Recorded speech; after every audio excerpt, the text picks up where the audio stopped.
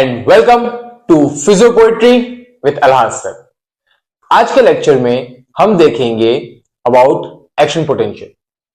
So as we all know, our muscle when they contract it is a physical और mechanical event. लेकिन muscle ऐसे ही contract नहीं करते कभी भी, they need some stimulus for contraction. तो जब ये स्टिमुलस उन्हें मिलता है तो उस वक्त मसल में कुछ चेंजेस होते हैं।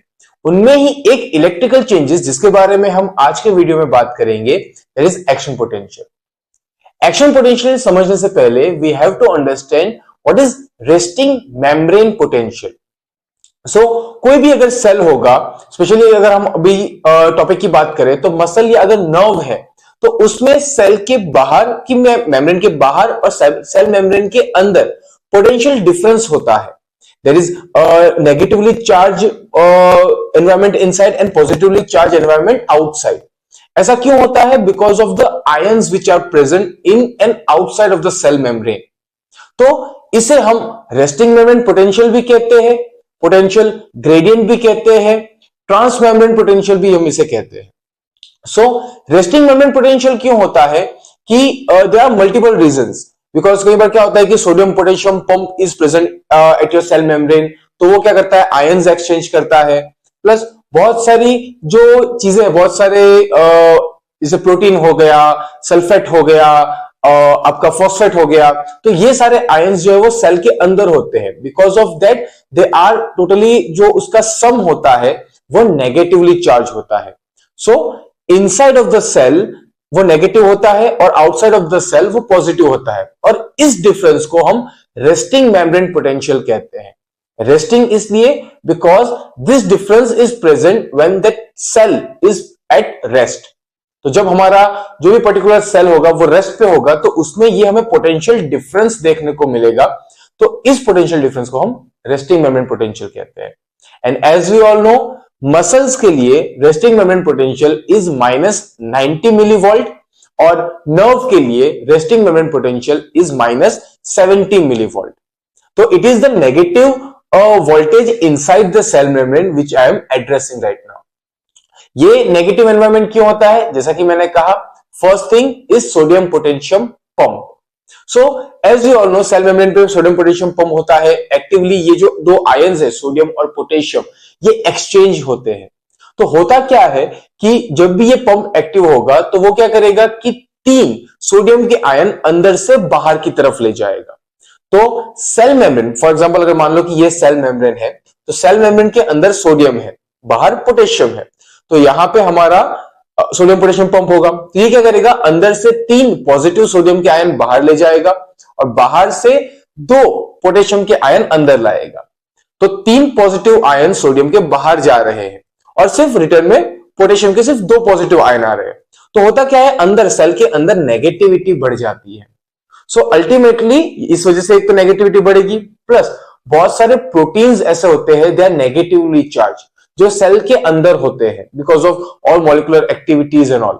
तो इसकी वजह से भी सेल की जो ओवरऑल जो वोल्टेज है सेल मेम्ब्रेन के अंदर की तरफ, वो नेगेटिवली चार्ज होती है because of protein, because of other sulphate, आपका ऑर्गेनिक फॉस्फेट। इन 3 सब्सटेंस की वजह से भी हमारे सेल मेम्ब्रेन के अंदर की जो वोल्टेज है वो नेगेटिव होता है। And it we always take that in voltage, और वो मिली वोल्ट में होता है। So inside of a cell is negatively charge, वहां पे नेगेटिव रहेगा, और outside of a cell is positively charge.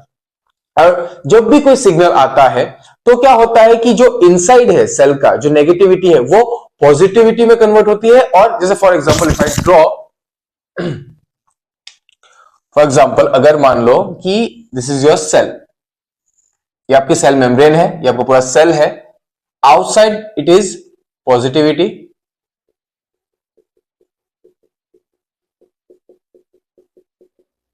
Inside it is negativity. Okay, तो जब भी कोई सिग्नल आएगा तो क्या होगा कि अंदर की तरफ पॉजिटिविटी होगी और बाहर नेगेटिव हो जाएगा। Now this signal will pass further, तो यहां पॉजिटिविटी हो गई, यहां फिर से नेगेटिव हो गया, वापस हमारे इलेक्ट्रिकल एक्सचेंज होगा, वापस वो नॉर्मल में आ जाएगा, और यहां पॉजिटिव, यहाँ की जो पॉजिटिविटी हुई थी वो आगे पास हो गई, यहां से फिर ये यहां पॉजिटिव हुआ तो ये फिर नेगेटिव हो जाएगा, as on it will go pass. तो ऐसे ही करते करते सिग्नल यहां पहुंच जाएगा, तो यहां पॉजिटिविटी यहां नेगेटिविटी, तो इस तरह से सिग्नल जो है वो पास होता है। So that's why the resting membrane potential comes in the action. As I have told earlier, for muscles it is minus 90 millivolt and for nerve it is minus 70 millivolt. And what is action potential? It is a series of electrical change which occurs in the muscle. जब भी हम और muscle और nerve हम दोनों में use कर सकते हैं एक्शन पोटेंशियल को, पर अभी हम बात मसल की करेंगे इस चैप्टर में। सो नर्व के लिए होगा तो वो माइनस 70 मिलीवॉल्ट से आपका ग्राफ शुरू होगा, और मसल्स के लिए होगा तो वो माइनस 90 मिलीवॉल्ट से स्टार्ट होगा। थोड़े बहुत चेंजेस आएंगे मसल के एक्शन पोटेंशियल में और नर्व के एक्शन पोटेंशियल में, but the major thing which we have to remember कि जो हमारा ग्राफ स्टार्ट होगा for muscle, it will start from minus 90 millivolt, क्योंकि that is the resting membrane potential. जब हमारा मसल में कोई भी एक्टिविटी नहीं हो रही है, कोई भी इलेक्ट्रिकल एक्टिविटी नहीं हो रही है, तो उस समय वो रेस्टिंग में जो मेम्ब्रेन का पोटेंशियल है दैट इज माइनस 90, और नर्व की अगर हम बात करेंगे it is minus 70। This is the major difference we have to consider. So बात करते हैं एक्शन पोटेंशियल की। एक्शन पोटेंशियल दो फेजेस में होता है, depolarisation and followed by depolarisation it is repolarisation.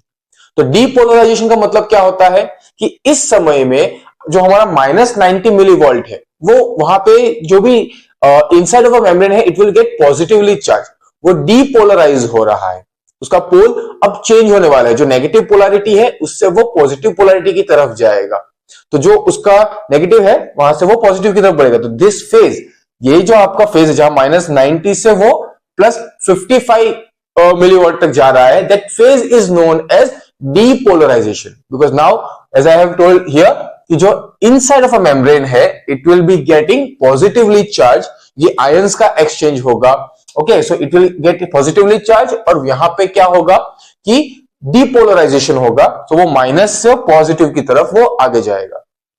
that is depolarization. Followed by depolarization we have repolarization phase, जहां पे फिर से जो सेल है वो इलेक्ट्रिकल सिग्नल पास हो गया, अब सेल अपनी वापस से जो इलेक्ट्रिकल पोजीशन थी, जो पोटेंशियल डिफरेंस था वो वापस रीगेन करेगा। सो जो भी आयंस एक्सचेंज हुए थे, जो भी पॉजिटिविटी इनसाइड जो थी वो बढ़ गई थी, उसको वापस सोडियम पोटेशियम पंप की मदद से, दूसरे गेटेड की मदद से, उसकी वजह से लीक गेटेड की वजह से फिर क्या होगा कि वो वापस आयंस एक्सचेंज हो गए और जो पहले सिचुएशन थी वापस वही हो जाएगी, and that muscle, that cell will be ready for next response. So that is action potential and its two phases. Action potential की कुछ प्रॉपर्टीज है, कुछ कैरेक्टरिस्टिक है इस ग्राफ की। तो एक तो यह है कि it is a propagative, तो ये पैदा हो सकता है, उत्पन्न हो सकता है, it can be generated, प्रोपोगेटिव होता है एक्शन पोटेंशियल। एक और जब हम इस चैप्टर में बात करेंगे आगे, it is known as a graded potential. Graded potential क्या होता है? इट इज अ स्मॉल और लोकल होता है, जनरेटेड बाय रिसेप्टर्स और एट योर साइनेप्स, तो वो ग्रेडेड रिस्पॉन्स है, that is different from action potential. So action potential is propagative, it is a long distance signal, it is both depolarisation भी होता है इसमें, रीपोलराइजेशन भी होता है, जो ग्रेडेड पोटेंशियल में नहीं होता। इट फॉलो ऑल और नन लॉ, या तो सारे वो सिग्नल पास करेगा, सारे मसल को स्टिमुलेट करेगा, सारी नर्व को स्टिमुलेट करेगा, या तो फिर नहीं करेगा बिल्कुल भी। समेशन इज नॉट पॉसिबल, हम एक के बाद एक सिग्नल दे के समेशन नहीं करवा सकते हैं, हम उस सिग्नल की स्ट्रेंथ नहीं बढ़ा सकते हैं, स्पेशली जब हमने वो सिग्नल रिफ्रैक्टिव फेज में डाला हो या लेटेंट पीरियड में डाला हो तो। And as I have told, refractive period होता है एक्शन पोटेंशियल में। As we all know, refractive period दो तरह के होते हैं, absolute refractive period and relative refractive period. Refractive period is a period जहां पे अगर आप कोई और स्टिमुलस देते हो मसल को तो वो रिस्पॉन्स नहीं करेगा, specially in absolute refractive period. हम इसके बारे में डिटेल में और बात करेंगे, but I leave you with one classical example of mind.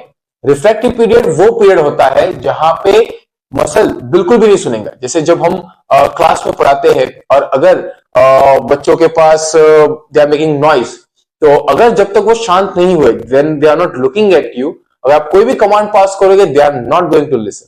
So to wait till the first response is over, till they are quiet, and then if you command anything they will listen. So उनमें भी वो reflective period आता है, and then you can correlate with this also. Moving forward, हम बात करते हैं action potential curve की। So as I have drawn here, यहां पे y एक्सिस पे हमने एम्पलीट्यूड लिया है इन मिलीवोल्ट, और x axis we have taken time in millisecond. जैसे कि आप देख सकते हो कि यहां पे मैंने -90 मिलीवोल्ट से हमने ग्राफ को स्टार्ट किया है। So I have started from -90 millivolt, यहां से हमारा ग्राफ शुरू होगा। इट गोज, उसमें एक लेटेंट पीरियड आता है। लेटेंट पीरियड वो पीरियड है जहां पे कोई भी रिस्पॉन्स शो नहीं करेगा मसल। उस टाइम पे जो सिग्नल है वो पास होगा आपके मसल फाइबर्स में, आपका जो भी पोटेंशियल डिफरेंस होना होगा वो होगा। उस टाइम पे कोई भी इलेक्ट्रिकल एक्सचेंज नहीं होगा। जो सिग्नल को वहां तक पहुंचने का टाइम लगता है, that is known as a latent period. Generally latent period 0.5 से लेके 1 मिली सेकेंड तक का होता है, और इस लेटेंट पीरियड के अंदर हमें एक इस तरीके का स्टिमुलस आर्टिफैक्ट देखने मिलता है। एक छोटा सा डिफ्लेक्शन, जब हम ग्राफ पेपर पे ये एक्शन पोटेंशियल का ग्राफ लेते हैं तो हमें छोटा सा डिफ्लेक्शन शो होता है। ये क्यों होता है? बिकॉज जो इलेक्ट्रोड्स हमने प्लेस किए हैं, they might leak some current. तो ये जो करंट लीक हुआ है, इसकी वजह से हमें कई बार थोड़ा सा डिफ्लेक्शन ग्राफ पेपर पे शो हो सकता है। तो उसे हम कहेंगे स्टिमुलस आर्टिफैक्ट। जैसे ही लेटेंट पीरियड आपका खत्म होगा, यहां पे एट दिस पॉइंट आपका जो ग्राफ है वो स्लोली डीपोलराइजेशन की तरफ निकलने लगेगा। So now a depolarization have started. तो यहां पे हमारा डीपोलराइजेशन स्टार्ट होगा। इस इवेंट को जहां पे ये स्टार्ट हो रहा है, इसे मैं ए कह देता हूं। अब ये जो ए है, यहां पे क्या हो रहा है कि आपके कुछ सोडियम्स के चैनल ओपन हो रहे हैं। सो जो आपका सेल मेम्ब्रेन है, अब यहां पे सोडियम चैनल ओपन हो तो बाहर से जो सोडियम है वो अंदर आना शुरू हो जाएगा। धीरे धीरे सोडियम अंदर आ रहा है, तो यहां पे क्या होगा, अप टू 15 मिलीवॉल्ट्स तक ये धीरे धीरे बढ़ेगा। धीरे धीरे सोडियम चैनल कुछ ओपन हुए तो धीरे धीरे हमारा ग्राफ जो है वो नेगेटिव से पॉजिटिव की तरफ जा रहा है। क्यों? क्योंकि पॉजिटिव जो सोडियम आयन पॉजिटिव है वो अब सेल मेम्ब्रेन के अंदर आ रहे हैं। अब यहां पे क्या होगा, 15 मिलीवोल्ट बढ़ने के बाद, जैसे मान लो -90 से हमने स्टार्ट किया, 15 इसमें ऐड हुआ, तो -75 पे जब हम पहुंचेंगे तो एकदम से ये शूट करेगा। तो ये जो पॉइंट है इसे मैं बी कह देता हूं। इसे हम फायरिंग लेवल भी कहते हैं, कि यहां से जो हमारा एक्शन पोटेंशियल का जो ग्राफ है, जो डीपोलराइजेशन होना है वो एकदम से शूट करेगा। यहां तक क्या था कि वो धीरे धीरे शूट कर रहा था, धीरे धीरे बढ़ रहा था डीपोलराइजेशन अप टू 15 मिलीवोल्ट। उसके बाद क्या हुआ, इस पॉइंट बी पे, जिसे हम फायरिंग लेवल भी कहते हैं, यहां से वो एकदम से शूट करेगा। तो ऐसा क्या होता है यहां पे जो सोडियम के बाकी चैनल्स है वो खुल जाते हैं, सारे चैनल्स खुल जाते हैं, और एकदम से सोडियम का इन्फ्लक्स हो जाता है into inside of your cell membrane. तो एकदम से सारे सोडियम चैनल खुल जाएंगे, सारा सोडियम अंदर आ जाएगा, तो अंदर बहुत सारी पॉजिटिविटी एकदम से बढ़ जाएगी। सो उस वजह से क्या हो रहा है, इट विल ओवरशूट, एकदम से ऊपर जाएगा। इससे हम इस इवेंट को ओवरशूट कहते हैं। So overshoot will happen. यहां पे ये पूरा डीपोलराइज हो जाएगा। डीपोलराइज होगा, it will go up to maximum +55 millivolt तक ये जाएगा। It will go highest. वहां पे हमें मिलता है spike potential, the highest point, जहां पे डीपोलराइजेशन और रीपोलराइजेशन वाला जो हाईएस्ट पॉइंट है, इसे हम स्पाइक पोटेंशियल भी कहते हैं। It stage there for 0.4 milliseconds. Okay, उसके बाद क्या होगा, स्पाइक पोटेंशियल वाला जो हाईएस्ट पॉइंट है, वहां से फिर अब क्या होगा, सिग्नल पास हो गया, अब वो रीपोलराइज होना होगा। सो नाउ व्हाट हैपन, जो भी इलेक्ट्रिकल चेंजेस हुए थे, जो भी सोडियम आया था, अब यहां पे क्या होगा, at this point I will name it C. यहां पे क्या हो रहा है कि अब पोटेशियम चैनल्स ओपन हुए। पोटेशियम चैनल ओपन होंगे तो अंदर की तरफ जितना भी पोटेशियम था, ओके, पोटेशियम के सारे आयन अब बाहर की तरफ एक्सचेंज होने लगेंगे। तो बाहर की तरफ एक्सचेंज होने लगेंगे, एकदम से सारे पोटेशियम चैनल ओपन हो जाएंगे। तो बाहर की तरफ एक्सचेंज होने लगेगा। तो अब क्या होगा, जो पॉजिटिविटी अंदर की तरफ थी अब वो बाहर जाने लगी। सो जो पॉजिटिविटी थी वो बाहर जाने लगी। तो अब क्या है, हमारा ग्राफ वापस जो इनसाइड ऑफ सेल मेम्ब्रेन है, it will go again into negative. तो वो एकदम से पहले नीचे आएगा, it will go further minus 90 millivolt, वो और नीचे की तरफ आएगा। It also known as after depolarization, जो 2 to 4 मिली सेकेंड्स का होता है। डीपोलराइजेशन के बाद आफ्टर डीपोलराइजेशन होगा इन रिपोलराइजेशन फेज, जो बियॉन्ड इसके जाएगा, और उसके बावजूद और भी पोटेंशियल चैनल ओपन होते रहेंगे। So it will go further down, यहां पे बहुत ज्यादा पोटेंशियल बाहर की तरफ चले जाएंगे। तो जो अंदर की नेगेटिविटी है वो और ज्यादा बढ़ जाएगी, क्योंकि पॉजिटिव आयन अब बाहर की तरफ चले गए। सो अंदर और नेगेटिविटी बढ़ जाएगी। It will known as hyperpolarization. एक बार हाइपरपोलराइजेशन हो जाता है, उसके बाद वापस से हमारा ग्राफ नॉर्मल की तरफ आ जाएगा, वापस आयंस एक्सचेंज हो जाएंगे।